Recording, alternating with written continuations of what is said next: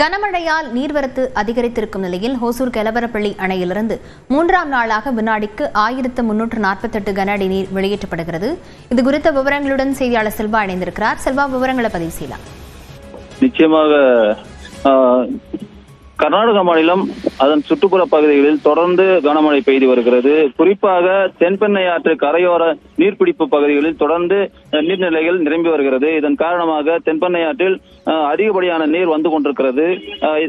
இதனிடையே ஓசூர் அருகே உள்ள கெலவரப்பள்ளி நீர்த்தேக்க அணைக்கு 1368 கன அடி நீர் நேற்று வரை வந்து கொண்டிருந்த நிலையில இன்று 1248 கன அடி நீர் வந்து கொண்டிருக்கிறது.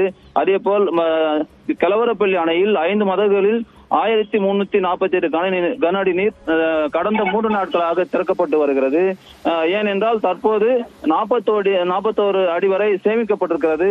அணையின் பாதுகாப்பை கருதி இதை தொடர்ந்து வெளியேற்றப்பட்டு வருகிறது. தொடர்ந்து கனமழை அதிகப்படியாக வந்து கொண்டிருப்பதால் தென்பெண்ணை ஆற்றில் நீர் வந்து கொண்டிருக்கிறதாலும் நேற்று வரை குறைவாக வந்து கொண்டிருந்த நுரைகள் தற்போது அதிகமாக நுரை பொங்கி வருகிறது. இதன் காரணமாக பொதுமக்கள் மற்றும் விவசாயிகள் அச்சமடைந்திருக்கிறார்கள்.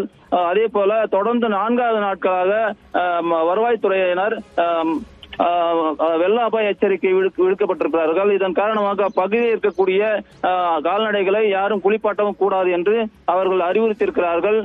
தொடர்ந்து நீர்வரத்து அதிகமாக வந்து கொண்டிருப்பதால் அப்பகுதி மக்கள் இந்த நுரைகளை பார்த்து மிகவும் வேதனை அடைந்திருக்கிறார்கள். கடந்த வாரம் கூட கிட்டத்தட்ட ஒரு 15 நாட்களுக்கு முன்பாக கர்நாடக மாநில நீதிமன்றம் இந்த நுரைகளை இந்த ரசாயன இதை கலப்பவர் மீது நடவடிக்கை எடுக்க வேண்டும் என்று எச்சரித்திருந்த நிலையில தொடர்ந்து இது மேலும் கலந்து இங்கு வருவதால் அச்சமடைந்திருக்கிறார்கள். மாநில அரசுகள் இதை செவிசாய்த்து உடனடியாக நடவடிக்கை எடுக்க வேண்டும் என்று இப்பகுதி மக்கள் கோரிக்கை விடுத்திருக்கிறார்கள். அவன்யா, விவரங்களுக்கு நன்றி செல்வம்.